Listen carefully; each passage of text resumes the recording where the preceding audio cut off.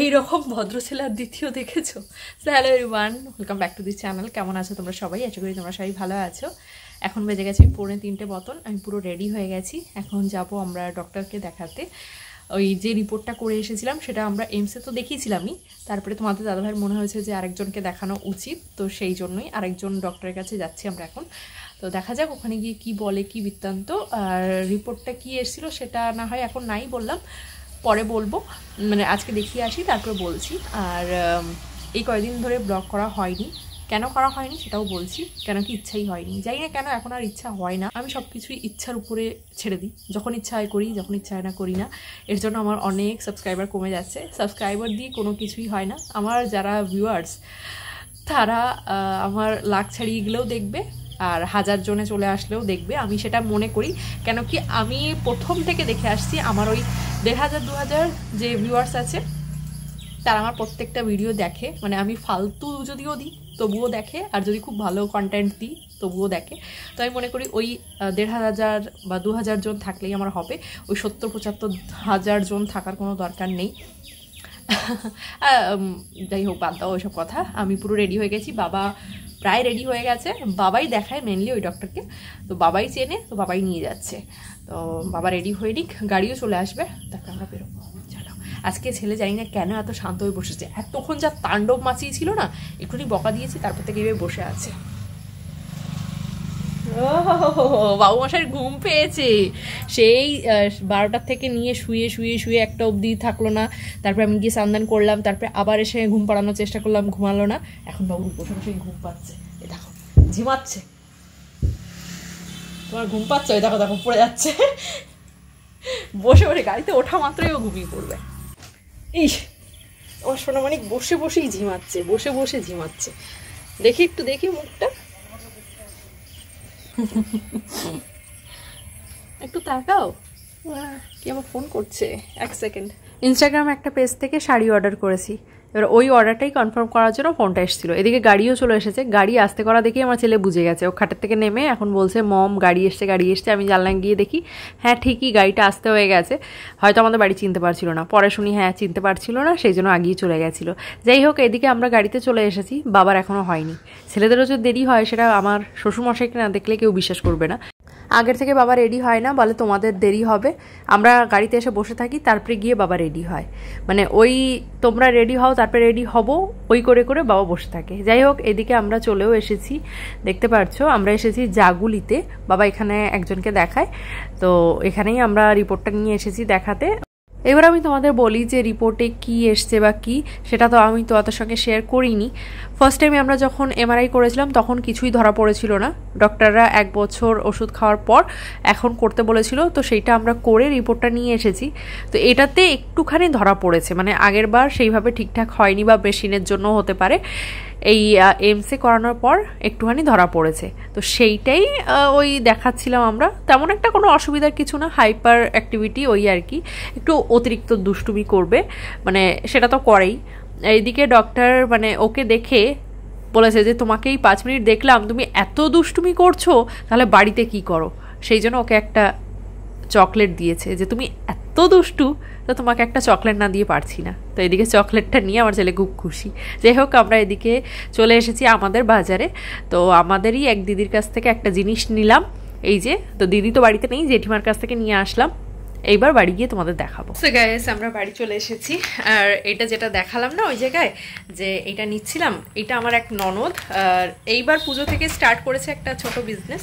তো তার জন্যই না, মেনলি আমারও খুব ইচ্ছা ছিল এরকম নেওয়ার। তো দেখলাম দিদি স্টার্ট করেছে, তো দিদির কাছ থেকেই নিয়ে নিলাম। এত ভালো ভালো না, মানে ছবিগুলো দেয়, আমি শুধু দেখে মনে হয় কি এটা নিই ওটা নিই, কিন্তু সব তো নেওয়া সম্ভব নয়। আর আমার যেরকম মানে আমার সাজগোজ সব কিছুর সঙ্গে মানে মিলিয়ে আমি একটা সিলেক্ট করেছি, সেটা হলো এই যে এইটা। আমার আগেরবারও নেওয়ার খুব ইচ্ছা ছিল এরকম টাইপের একটা হ্যান্ডমেড কিছু একটা নেব, বাট আগেরবার নেওয়া হয়নি, এইবার দিদির কাছ থেকে নিয়ে নিয়েছি। এখনও খুলে দেখিনি, আর একটা গিফটও পেয়েছি আমি, সেটা হলো এই যে এই সুন্দর একটা কানের। চলো খুলে দেখি, আর পরে এই লুকটা কেমন, এইটা পরার পর লুকটা কেমন লাগছে সেগুলো তো অবশ্যই তোমাদের সঙ্গে শেয়ার করব। বাকি চলো খুলে দেখি আগে। এই হলো আমার মালার সঙ্গে যে কানেরটা, সেই কানেরটা। এই যে মানে সেজে গুজে পড়লে ভালোই লাগবে বেশ। একদম নিত্য নতুন। বানাতে কত কষ্ট হয় বলো তো, এগুলো বানালো কি করে আমি তো সেটাই বুঝে পাচ্ছি না। বাবা হাতের কাজ দেখো, পুরো মনে হচ্ছে অপরাজিতা ফুল। তো এই হলো মালাটা, সাদা লাল শাড়ির সঙ্গে পরলে নিশ্চয়ই ভীষণ ভালো লাগবে।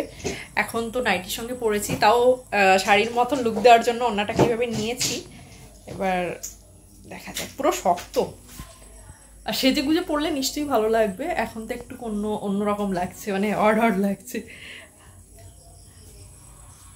মা কালী সেই সেই এরকম পরে না মাথা মাথা থাকে, সেরকম লাগছে। দেখো দেখি তো ঘরের ভিতরে কারা।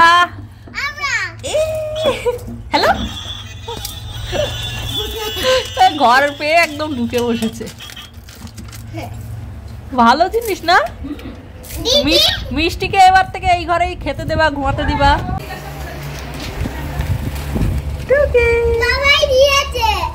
বাবাই দিয়েছে, দারুণ জিনিস দিয়েছে। সন্ধ্যা হতে না হতেই খিদে পেয়েছে করছে। তো কি দেবো, চা করে নিয়ে এসেছি আর সঙ্গে মুড়ি। তো এই দিয়ে পেট ঠান্ডা করি। আর মা ওইদিকে তাল ছেঁকেছে, তো ওইটা বানাতে একটু দেরি হবে বলে চা করে দিলাম। এবার আমি তালের বড়া করতে যাব। এই বছরের এই প্রথম না তালের বড়া, কয়েকদিন খাওয়া হয়েছে কিন্তু প্রত্যেক দিনই মা করেছে। আজকে আমি বলছিলাম যে আজকে আমি করি, তো সেই জন্য এইদিকে নিয়ে চলে এসেছি। মা বলছে পুরোটা করতে হবে না, অনেকটা হবে, তো হাফ রেখে দিতে বললো, তো হাফ রেখে দিয়েছি। একদিকে আমার ভালো হয়েছে, আর একদিকে অসুবিধা হলো যে আবার একদিন দাঁড়িয়ে থেকে কষ্ট করে ওই আস্তে আস্তে ভাজতে হবে। আমি যখনই মানে করি তখনই ওই এক গামলা একবারে মেখে নিয়ে সে 1 ঘন্টা 1.5 ঘন্টা ধরে ভাজবো, তাও ভালো। একদিনে করে নেব, 2-3 দিন ধরে এবার ফ্রিজে রেখে রেখে খাও। কিন্তু এই যে মা বললো যে করতে, তো ঠিক আছে চলো। আমিও বেশিক্ষণ টাইম দিতে পারবো না এর পিছনে, কেন কি ছেলে 14 বার আসবে আর যাবে, এইটাই আমার পাশে এসে দাঁড়িয়ে আছে, দেখবে এটা দেবো ওটা দেবো এই করে। তো এইদিকে আমি দিয়েছি হলো ওই চালের গুঁড়োটা যেটা বেশি হয়ে গেছে, আটাটা কম হয়ে গেছে। আটাটা একটু বেশি দিলে কি নরম নরম হয়, আর চালের গুঁড়ো বেশি হয়ে গেছে বলে একটু শক্ত শক্ত হয়েছিল। পরে গিয়ে ঠিক মানে গরম গরম শক্ত লাগছিল, আস্তে আস্তে নরম হয়ে গেছিলো, জানি না কী করে। এদিকে আমি ভেজে টেজে নিয়ে 3 কড়াই হয়েছে, তো যেইটা আমরা খেয়ে পরের দিনও খেতে পেরেছি, মানে ঠিক ছিল। ওইটা পুরোটা করে নিলে কি 2-3 দিন ধরে বসে খাওয়া যায়, ওই আর কি। ভাজা জিনিস তো নষ্ট হয় না, আর কালকে মানে পরের দিন না ফ্রিজে রেখে দিলে হয়ে যায়, কোনো অসুবিধা হয় না।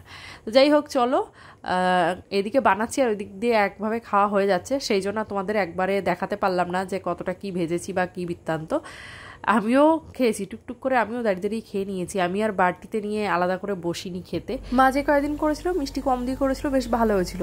আজকে মিষ্টি বেশি হয়েছে, মানে এমনি খেতে খারাপ লাগছে না, কিন্তু আমার একটু মিষ্টি কম হলে ভালো হতো। ওই এটা না মানে সে কেমন একটা হচ্ছে, তোমরা দেখতে পাচ্ছ কি জানি না। এই নাকের মাথাটা পুরো লাল হয়ে গেছে, মাথাটা ঘুরছে, বমি বমি পাচ্ছে, জানি না কিসের জন্য এরকম হচ্ছে। মানে দুপুর অবধি ঠিকই ছিলাম, বিকালের থেকে এরকম হচ্ছে। আর সেই কেমন একটা মুখ চোখ কেমন হয়ে গেছে। এখন আমি আমার ডিনারটা নিয়ে চলে এসেছি, আমার সমস্ত কাজবাজ হয়ে গেছে, ডিনারও অনেকক্ষণ হয়ে গেছে, কিন্তু সেই গা গলানোর জন্য খেতে ইচ্ছা করছিল না। ফাইনালি নিয়ে এসেছি। আমি ভাবছি যে খাওয়ার জন্য হতে পারে, খিদে পেয়েছিল, জলটা খেয়েছিলাম বলে একটুখানি ভাবলাম যে পরে খাই। তো আমার মনে হয় যে খিদের জন্য হতে পারে, জানি না কিসের জন্য। আর আমার ছেলে এত দুষ্টুমি করছে না, এত জিনিসপত্র তছনছ করছে আর এত আওয়াজ করছে, ওই আওয়াজেই আমার মাথায় একেবারে টনটনিয়ে যাচ্ছে। তোমাদের দেখাই কি করেছি। এইখানে আজকে আমি কুমড়ো আলুর একটা ঘ্যাট মতন করেছিলাম সকালে, তো সেই তরকারিটা একটুখানি ছিল, সের মধ্যেই আমি এই সয়াবিন আর ডিম ভাজা করে নিয়েছি। আমার ডিমটা যেহেতু ওকে দিয়ে দিয়েছিলাম বলে মা বলছিল যে একটা সিদ্ধ করে আরেকটা করি। আমি না, আমি তখনই ভেবেছিলাম যে আর সিদ্ধ করতে হবে না, একেবারে আমি সয়াবিন ভাজবো, একেবারে ভেজে নেবো, কোনো আবার সেদ্ধ করে দরকার নেই। এটা খেতে আরও বেশি ভালো লাগে ওই সেদ্ধ ডিমের থেকে। তো সেই জন্য দুপুরে বারণ করে দিয়েছিলাম, আর রাতে মানে ডিনারে আমি এটা ভেজে নিয়েছি। এখন এটাই খাবো, দেখা যাক গা গোলানোটা কমে কিনা। আর আমার মনে হয় জ্বর কিছু একটা আসবে, মাথাটা পুরো এরকম মানে টস টস টস টস করছে। এই নাক ফাঁক, নাকের মাথাটা দেখে বুঝতে পারছো কি জানি না, ক্যামেরায় বোঝা যাচ্ছে না, এমনি মানে সে আমি আয়নায় দেখছি তো পুরো লাল হয়ে রয়েছে, অত ভালো বোঝা যাচ্ছে না। ক্যামেরায় পুরো মুখে একই রকম লাগছে, কিন্তু নাকটা পুরো লাল হয়ে রয়েছে। নমুনা দেখবে, দেখো সমস্ত নেল পলিশ একবার ঢালছে, একবার মানে ওই বাক্সে তুলছে, ওতে তুলছে এই আওয়াজে। আর ওই ঘরে যা টস টস করে এসেছে। এই 9টার সময় বাবা এনেছে এখন মোচার চপ। এটাকে কেমনে না করি বলো তো, এখান থেকে তো একটা খানা বানতা হ্যাঁ, তাই না? আমার আগে আমার ছেলে, ওটা শসা পেঁয়াজ শোনা, ওটা থাকে। মা কালকের থেকে বলছে খাবে খাবে, তো আজকে আসার সময় বললাম বাবাকে আনেনি, এখন বাজার থেকে নিয়ে এসেছে। একে রুটি খাওয়াচ্ছিলাম, ঘুমিয়ে পড়েছিল, তুলে এই রুটি খাওয়াচ্ছি। আরে বাবা